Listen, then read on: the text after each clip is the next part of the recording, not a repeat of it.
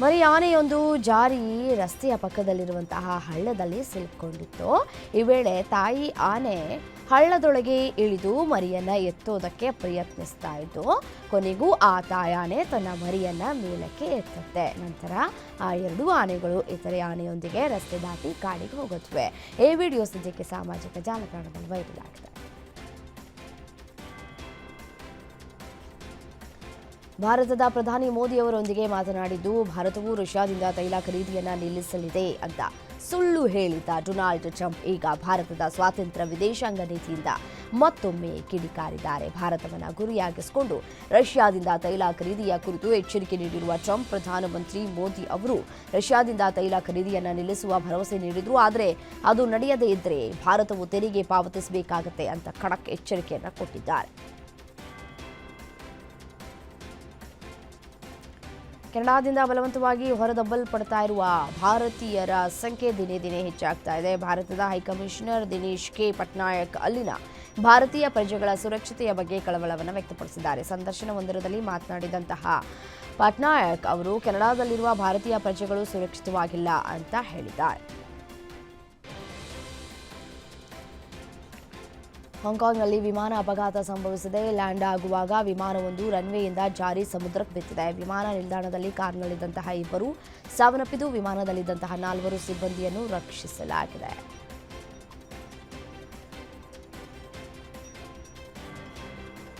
German shepherd ನಾಯಿಯನ್ನ ಅದರ ಮಾಲೀಕ ಬಾಲಕರ ಮೇಲೆ ಛೂ ಬಿಟ್ಟಿರುವ ಘಟನೆ ಪಿಂಪ್ರಿ ಚಿಂಚ್ವಾಡದ ಭೋಸಾರಿ ಪ್ರದೇಶದಲ್ಲಿ ನಡೆದಿದೆ. ಭೋಸಾರಿ ಬಳಿಯ ಸ್ವರಾಜ್ಯ ನಗರಿ ಪ್ರದೇಶದಲ್ಲಿ ಈ ಘಟನೆ ನಡೆದಿದೆ. ನಾಯಿಯನ್ನ ಕರೆದುಕೊಂಡು ಬರ್ತಾ ಇದ್ದಂತಹ ಮಾಲೀಕ ಇದಕ್ಕಿದ್ದಂತೆ ಕುತ್ತಿಗೆಯಿಂದ ಬೆಲ್ಟ್ ತೆಗೆದಿದ್ದಾನೆ. ಅದು ಏಕಾಏಕಿ ಆವರಣದಲ್ಲಿ ಆಟವಾಡ್ತಾ ಇರುವಂತಹ ಬಾಲಕರನ್ನ ನಾಯಿ ಅಟ್ಟಿಸ್ಕೊಂಡು ಹೋಗಿ ದಾಳಿಯನ್ನ ಮಾಡಿದೆ.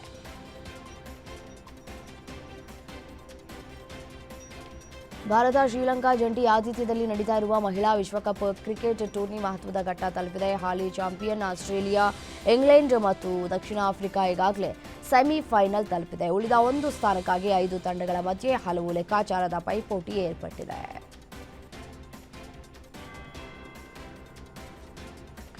ಇಂದೋರ್ನ ಹೋಳ್ಕರ್ ಕ್ರೀಡಾಂಗಣದಲ್ಲಿ ನಡೆದಿದ್ದ ಮಹಿಳಾ ವಿಶ್ವಕಪ್ ಪಂದ್ಯದಲ್ಲಿ ಇಂಗ್ಲೆಂಡ್ ವಿರುದ್ಧ ಭಾರತ 4 ರನ್ಗಳ ವಿರೋಚಿತ ಸೋಲನ್ನು ಅನುಭವಿಸಿತ್ತು.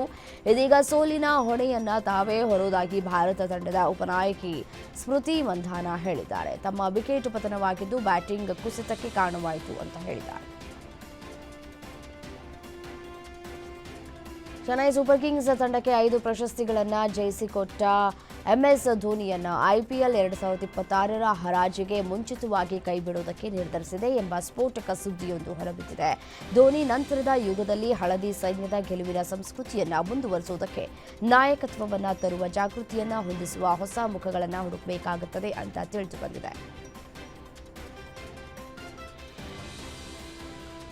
ಪೋರ್ಚುಗಲ್ನ ಫುಟ್ಬಾಲ್ ದಂತಕಥೆಯಾಗಿರುವ ಕ್ರಿಸ್ಟಿಯಾನೋ ರೊನಾಲ್ಡೋ ಆಟ ಕಣ್ತುಂಬಿಕೊಳ್ಳುವುದಕ್ಕೆ ಕಾತರದಿಂದ ಕಾಯ್ತಾ ಇದ್ದಂತಹ ಭಾರತೀಯ ಫುಟ್ಬಾಲ್ ಅಭಿಮಾನಿಗಳಿಗೆ ತೀವ್ರ ನಿರಾಸೆಯ ಸುದ್ದಿ ಹೊರಬಿದ್ದಿದೆ.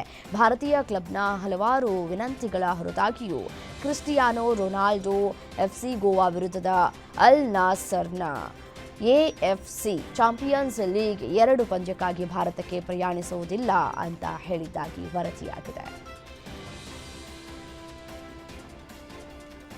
ಬಾಲಿವುಡ್ ಹಿರಿಯ ನಟ ಗೋವರ್ಧನ್ ಆಸ್ರಾನಿ ನಿಧನರಾಗಿದ್ದಾರೆ. ದೀರ್ಘಕಾಲದ ಅನಾರೋಗ್ಯದಿಂದ ಬಳಲ್ತಾ ಇದ್ದಂತಹ ಅವರು 5 ದಿನಗಳ ಕಾಲ ಆಸ್ಪತ್ರೆಯಲ್ಲಿ ದಾಖಲಾಗಿದ್ರು.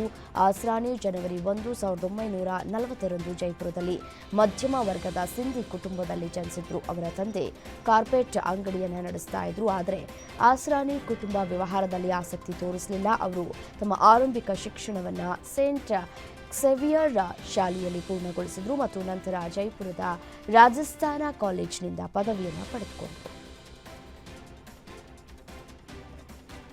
ಬಿಗ್ ಬಾಸ್ ಕನ್ನಡ ಶೋಗೆ ಹಾವೇರಿಯ ಪೈಲ್ವಾನ್ ರಘು ವೈಲ್ಡ್ ಕಾರ್ಡ್ ಎಂಟ್ರಿ ಕೊಟ್ಟಿದ್ದಾರೆ. ಕಾಂತಾರ 1ರ ಯಶಸ್ಸಿನಿಂದಲೇ ಅವಕಾಶ ಗಿಟ್ಟಿಸಿಕೊಂಡಿರುವ ರಘು ಹುಟ್ಟೂರು ಕುರುಬಗೊಂಡ ಗ್ರಾಮದಲ್ಲಿ ಸಂಭ್ರಮ ಮನೆ ಮಾಡಿದೆ. ಪಟಾಕಿಯನ್ನ ಸಿಡಿಸಿ ಸಿಹಿಯನ್ನ ಹಂಚಿ ಸಂಭ್ರಮ ಪಡ್ತಾ ಇದ್ದಾರೆ.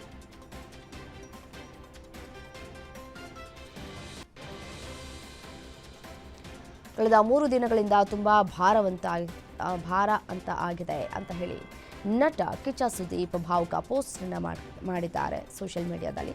ಎಕ್ಸ್ನಲ್ಲಿ ಈ ಕುರಿತು ಪೋಸ್ಟ್ ಮಾಡಿರುವಂತಹ ಸುದೀಪ್, ಈ ಕಳೆದ 3 ದಿನಗಳು ಭಾರವೆನಿಸಿದೆ. ಪ್ರತಿ ನಿಮಿಷವೂ ಕಳೆದ ವರ್ಷದ ಅದೇ ಗಂಟೆಗಳನ್ನು ಪ್ರತಿಧ್ವನಿಸ್ತಾ ಇದೆ. ನೀವು ಅರ್ಹರಾಗಿರುವಂತೆಯೇ ಶಾಂತಿಯುತ ಸುಂದರವಾದ ಸ್ಥಳದಲ್ಲಿ ನಾನು ನಿಮ್ಮನ್ನು ಚಿತ್ರಿಸಿಕೊಳ್ತೇನೆ. ಅಮ್ಮ, ಯಾವಾಗಲೂ ನನ್ನ ಹೃದಯದಲ್ಲಿ ನಾನು ನಿನ್ನನ್ನು ಪ್ರೀತಿಸ್ತೇನೆ ಮತ್ತು ನಿನ್ನನ್ನು ತುಂಬ ಮಿಸ್ ಮಾಡ್ಕೊಳ್ತೇನೆ. ಪ್ರತಿ ಪಾಠ, ಪ್ರತಿ ನಗು, ಪ್ರತಿ ಅಪ್ಪುಗೆಗೆ ಧನ್ಯವಾದಗಳು ಮತ್ತು ನಿಮ್ಮ ಪ್ರೀತಿಯನ್ನು ಯಾವಾಗಲೂ ನನ್ನೊಂದಿಗೆ ಕೊಂಡೊಯ್ಯುವ ಭರವಸೆ ನೀಡ್ತೇನೆ ಅಂತ ಸುದೀಪ್ ಪೋಸ್ಟ್ ಮಾಡಿದ್ದಾರೆ. ಕಾಂತಾರ ಚಾಪ್ಟರ್ 1 ಸಿನಿಮಾ ಕೇವಲ ಭಾರತ ಮಾತ್ರವಲ್ಲದೆ ಪರಭಾಷೆಯಲ್ಲಿಯೂ ಭರ್ಜರಿ ಕಲೆಕ್ಷನ್ ಮಾಡ್ತಾ ಇದೆ. ಈ ಸಿನಿಮಾ ಮುಂಬೈ, ಚೆನ್ನೈ, ಹೈದರಾಬಾದ್ ಸೇರಿದಂತೆ ದೇಶದ ಎಲ್ಲ ಕಡೆಗಳಲ್ಲೂ ಉತ್ತಮ ಗಳಿಕೆಯನ್ನು ಮಾಡ್ತಾ ಇದೆ.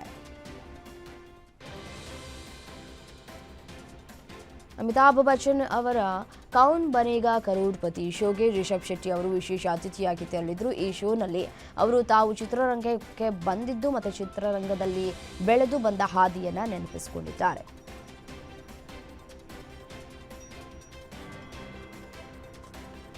ಬಾಲಿವುಡ್ ನಟ ಸಲ್ಮಾನ್ ಖಾನ್ ಸೌದಿ ಅರೇಬಿಯಾದ ರಿಯಾದ್ನಲ್ಲಿ ನಡೆದ ಜಾಯ್ ಫೋರಂ 2025ರಲ್ಲಿ ಇತ್ತೀಚೆಗೆ ಭಾಗವಹಿಸಿದ್ರು. ಕಾರ್ಯಕ್ರಮದಲ್ಲಿ ಅವರು ಭಾರತೀಯ ಚಿತ್ರರಂಗದ ಜನಪ್ರಿಯತೆಯ ಕುರಿತು ಮಾತನಾಡಿದರು. ಈ ವೇಳೆ ಸಲ್ಮಾನ್ ಅವರು, ನೀವು ಹಿಂದಿ ಸಿನಿಮಾ ಮಾಡಿ ಇಲ್ಲಿ ಸೌದಿಯಲ್ಲಿ ಬಿಡುಗಡೆ ಮಾಡಿದರೆ ಅದು ಸೂಪರ್ ಹಿಟ್ ಆಗುತ್ತದೆ. ತಮಿಳು, ತೆಲುಗು ಅಥವಾ ಮಲಯಾಳಿ ಸಿನಿಮಾ ಮಾಡಿದರೆ 100 ಕೋಟಿ ವ್ಯವಹಾರವಾಗುತ್ತದೆ. ಯಾಕಂದರೆ ಇಲ್ಲಿ ಬಲೂಚಿಸ್ತಾನ, ಅಫ್ಘಾನಿಸ್ತಾನ, ಪಾಕಿಸ್ತಾನದ ಜನರಿದ್ದಾರೆ. ಎಲ್ಲರೂ ಇಲ್ಲಿ ಕೆಲಸ ಮಾಡ್ತಾ ಇದ್ದಾರೆ ಅಂತ ಅವರು ಹೇಳಿದರು.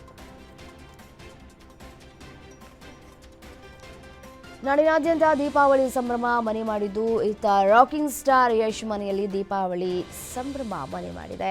ಮಕ್ಕಳ ಜೊತೆ ದೀಪಾವಳಿ ಆಚರಿಸಿದಂತಹ ಯಶ್ ರಾಧಿಕಾ ದಂಪತಿಗಳು ಅಭಿಮಾನಿಗಳಿಗೆ ಹಾಗೂ ನಾಡಿನ ಜನತೆಗೆ ದೀಪಾವಳಿ ಹಬ್ಬದ ಶುಭಾಶಯವನ್ನ ತಿಳಿಸಿದ್ದಾರೆ. ಯಶ್ ರಾಧಿಕಾ, ಯಶ್ ಮಕ್ಕಳಾದ ಐರಾ, ಯಥರ್ ಅವರಿಂದಲೂ ಹಬ್ಬದ ಶುಭಾಶಯವನ್ನು ಕೋರಲಾಗಿದೆ.